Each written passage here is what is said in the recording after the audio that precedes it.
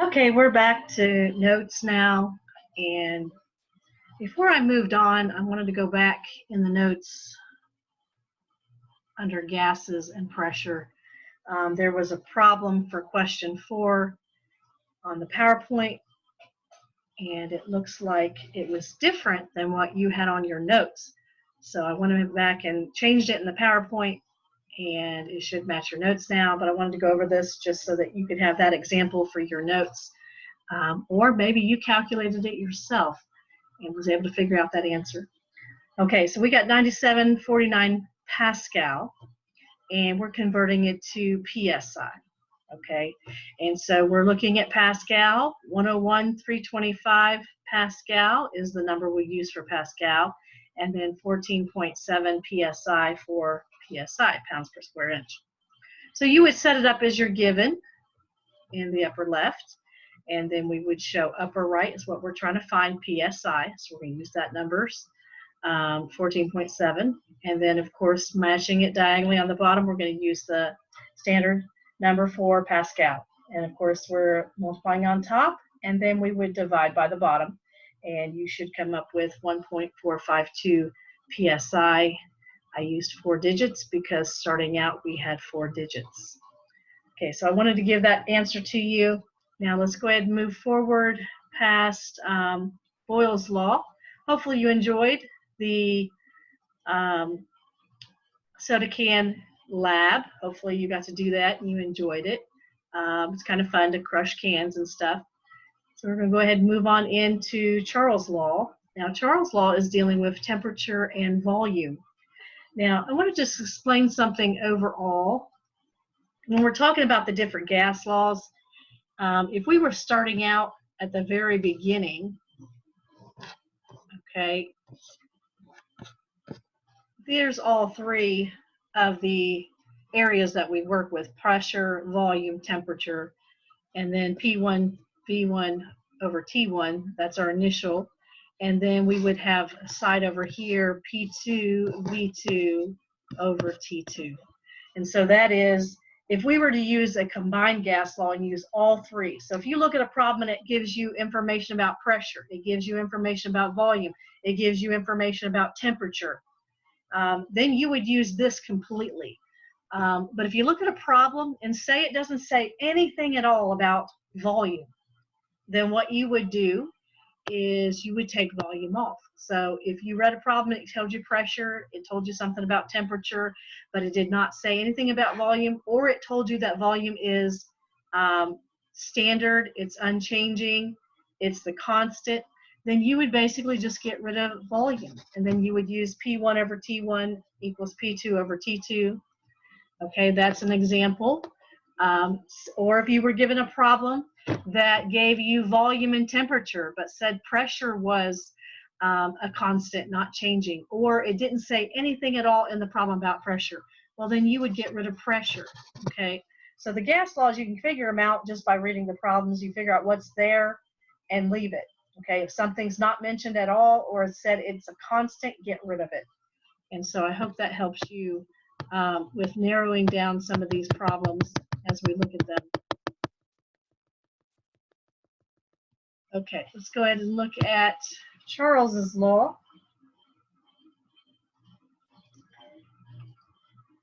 When pressure is held constant, so pressure is not going to be talked about in the problem unless it's stated to be constant, okay, so it doesn't change. The Kelvin temperature and the volume are directly related. And so we're talking about temperature in Kelvin for this area, and we're talking about volume. So if you're doing a problem and you are using Kelvin, and say the problem gives you something in Celsius, then you're going to need to convert it to Kelvin in order for it to fit into the problem. Okay. So here's the overall equation.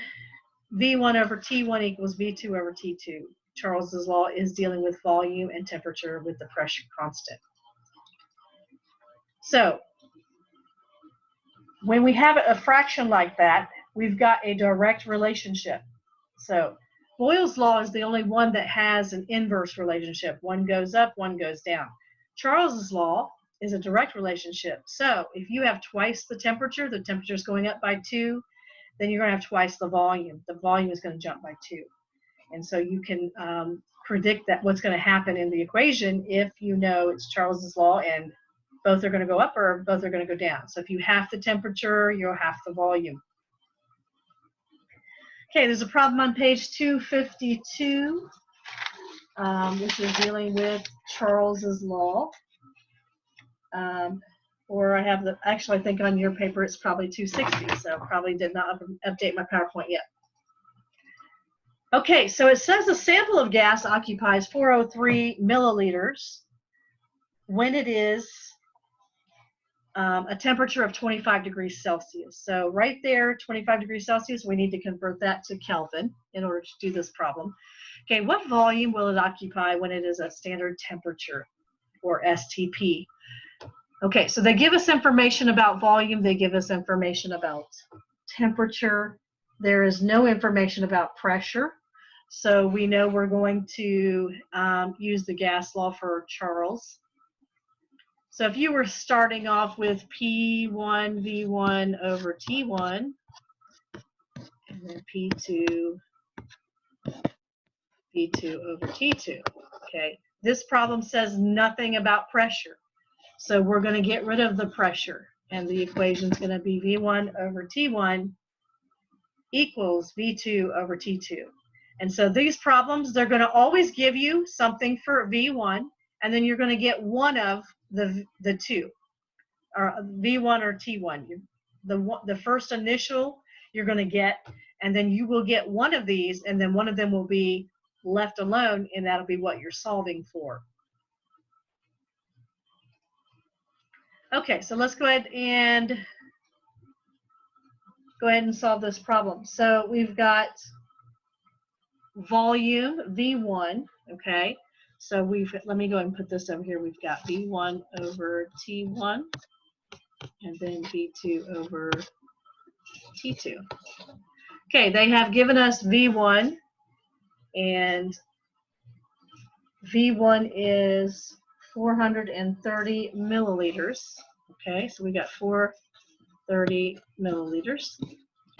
And the temperature, we've got 25 degrees Celsius. The way you convert the temperature into Kelvin is you're adding 273. So we're doing a 25 degrees Celsius and we're adding 273.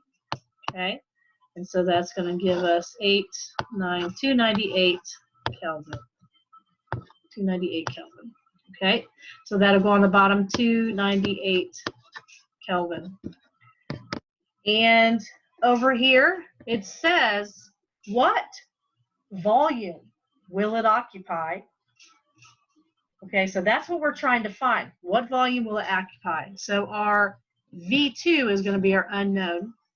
Okay, and it's at standard temperature. Okay, so it doesn't give us the second temperature, but we got to think, what is the STP? Standard temperature or pressure, standard temperature for temperature. Okay, what's the standard? It is 273 Kelvin. So we're going to write 273 Kelvin. Okay, so now you're just solving this for V2. Okay, now obviously if you know how to do this, no problem. If you're not sure how to do this, okay, you basically cross multiply. Okay, you cross multiply, and then you would cross multiply this way. I'm going to go ahead and leave it expanded. Okay, so we would have 430 milliliters, okay, times the 273 Kelvin, and then we would have that equals V2 and then 298 Kelvin. Okay, now obviously if I wanted V2 by itself, I'm going to divide this side by 298 to get rid of it on this side. 298 Kelvin. Okay, the units are different, I know that. I'm showing you this way to show you that if you just cross multiply and then divide to get V2 by itself, this is where you're going to be able to get rid of your units that you don't need, okay? So we've got 298 over here, because if you're doing it on one side of the equation, get divided on the other side.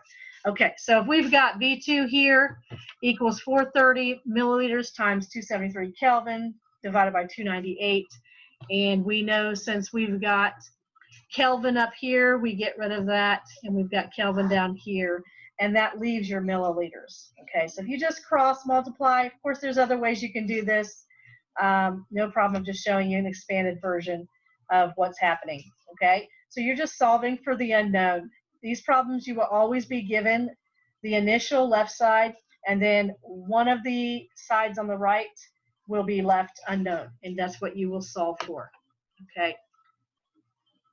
And if you were to do this, you would say 430 times 273, and then it divided by 298. You should have 393, and it is, let's see, is this 3 digits? Okay, it's actually technically 2 significant digits when we give us 430 as the given, because this would be not significant because there's no decimal point. But we're going to go ahead and write it with the 4 rounded up to the 4, so it's not complicated. Okay, so 394, and it would be milliliters is what you'd be left with. Okay. Okay, let's go ahead and go to the next slide. Okay, Gay-Lussac's law. So this one's dealing with pressure and temperature. So nothing is talked about with volume. Okay, and so volume is the constant, the part that's not going to be changed. Okay, the pressure is directly proportional to Kelvin temperature of a gas held in constant volume. Okay, so directly proportional or directly related. In other words, pressure goes up, temperature is going to go up. Pressure goes down, temperature is going down. Okay, so you would see P1 over T1 equals P2 over T2, and that would be the formula that you would use, and just plug in your numbers to calculate.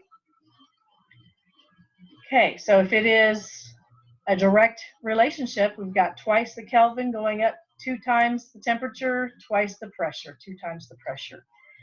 And there's a problem on page 261 with Gay-Lussac's law.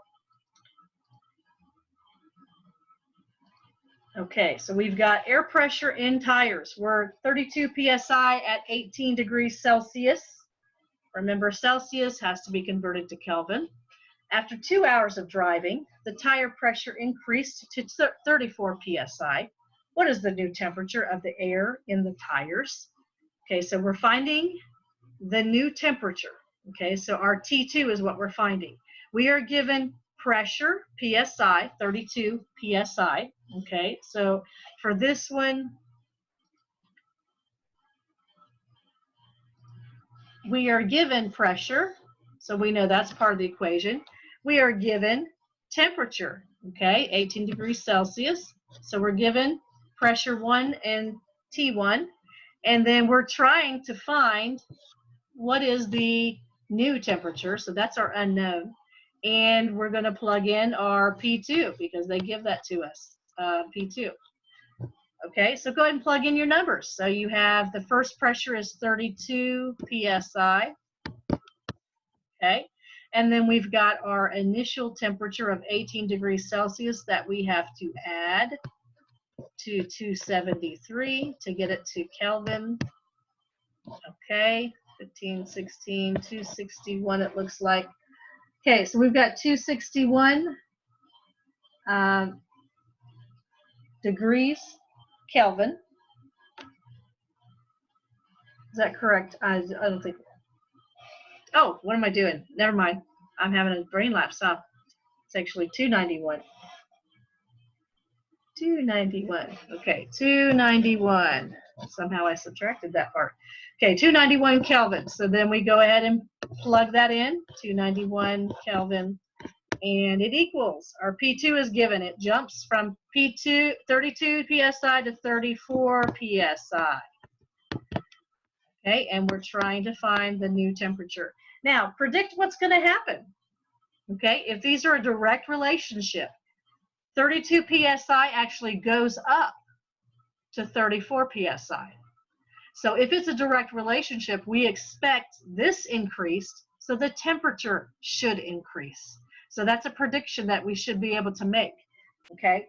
Again, same thing, you can cross multiply these, okay?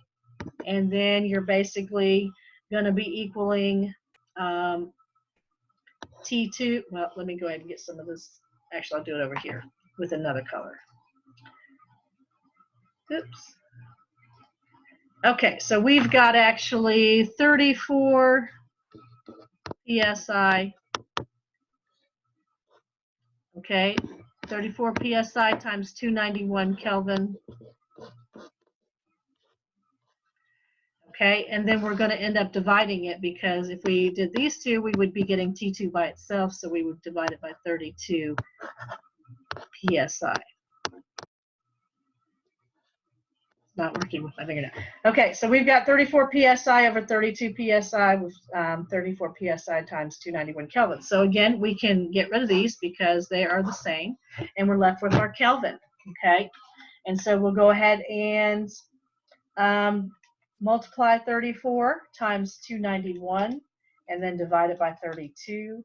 Our new temperature should be 309 Kelvin. Okay, which it definitely went up from 291 to 309 Kelvin. Okay, so it makes sense as far as a direct relationship.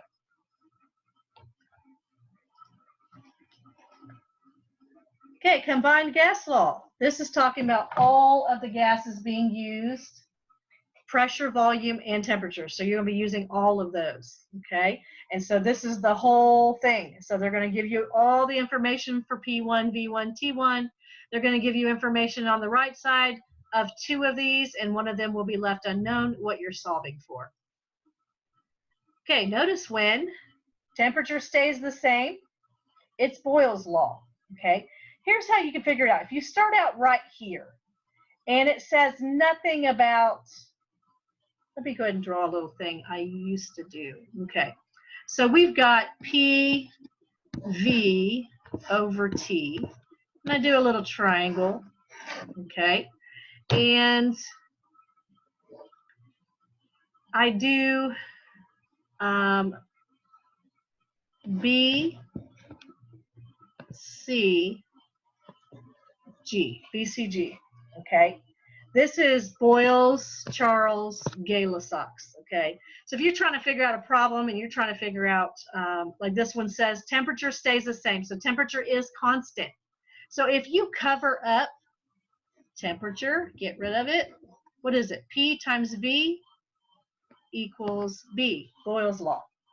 Okay, and so that's an example of figuring out. Okay, if I were trying to find, let's say, if volume is constant or it's not mentioned in the problem, then I would get rid of volume, and it's P divided by T, and that points to G, Gay-Lussac. Okay, and of course, another little hint, if pressure were constant, and so it would not be used in the problem, we would get rid of pressure. It's V divided by T, and that is Charles's law. Okay, so that's like a little cheat thing I do. If you remember that little chart, think of it reverse alphabetically, B, C, G backwards, or just reverse alphabetically reverse GCB, right? Okay, so I just wanted to show that to you. Okay, so if we have pressure stays the same, it's constant, Charles's law, and if we have volume staying the same, it's Gay-Lussac's law. Okay, so of course there's going to be a problem with it on page 262 in your book, which you may not have.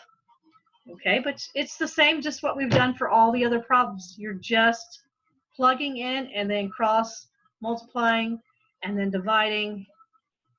That's the most simplistic way to do it. Again, some of you may flip the fractions, okay, do the inverse of them and multiply each side. That's fine too. Okay, so this one is talking about a gas has a volume of 3.6 liters. That's volume. When under pressure, 1.05 atmosphere. So we got our P.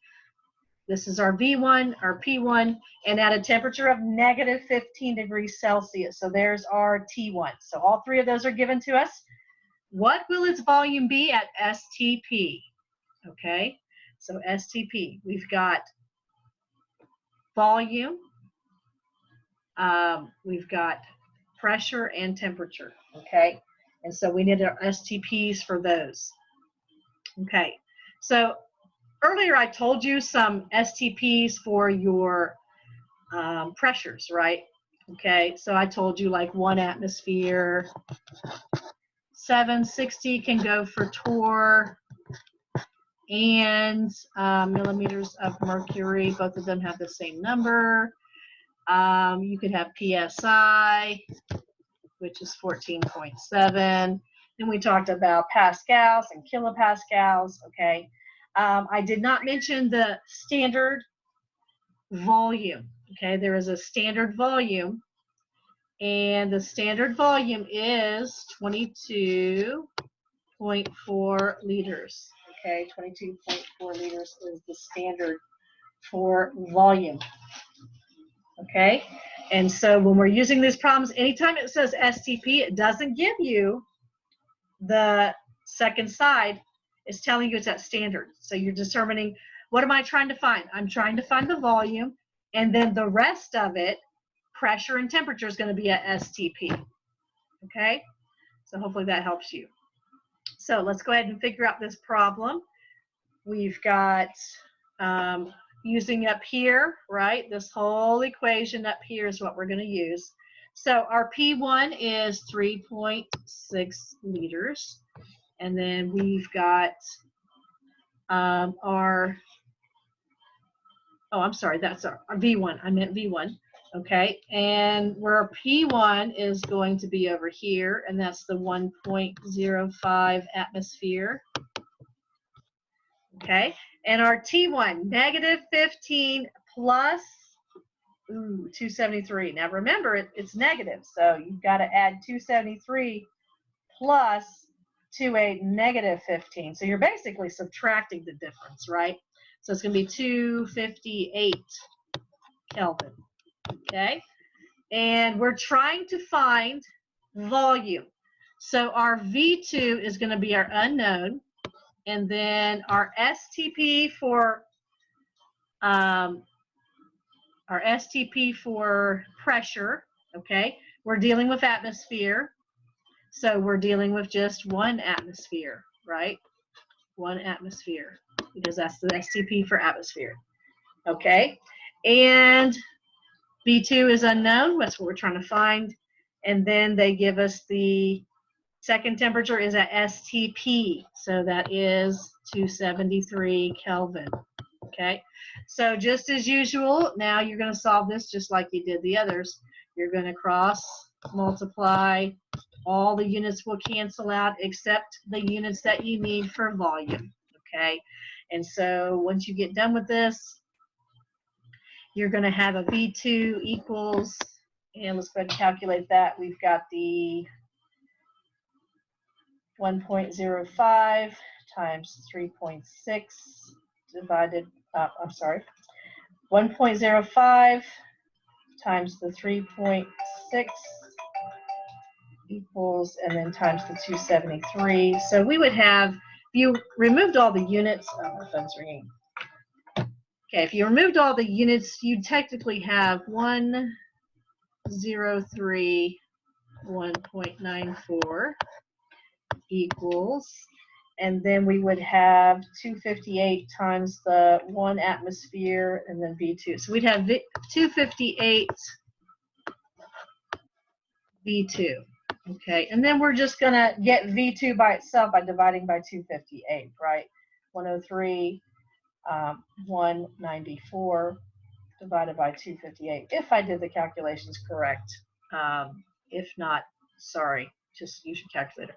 Okay, so we started out with, let's see, this one also, we got 2 digits, we got 3 digits, 2 digits, but the final answer again is in 3 digits, because I'm not going to make you try to do the 2-digit thing. The way you could actually do 2 digits is move it into scientific notation. Yes, you could do that.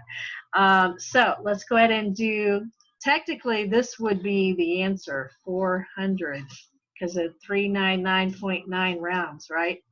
400 milliliters. Okay. Now, if you absolutely had to put it in only 2 sig digs, because remember, we can't be more accurate than the least accurate that we start out with, there's 2 sig digs. So we could actually move this 1, 2, okay? And so it actually, we would want to use it with the, yeah, actually, we would end up doing 4.0 times 10 to the 2.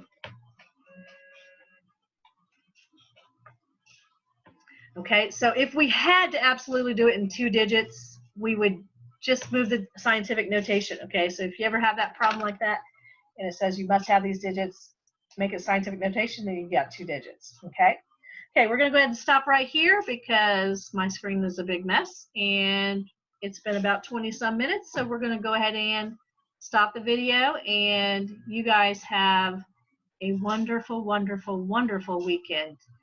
And next week, I'm going to have another lab type thing for you. And you'll enjoy this too.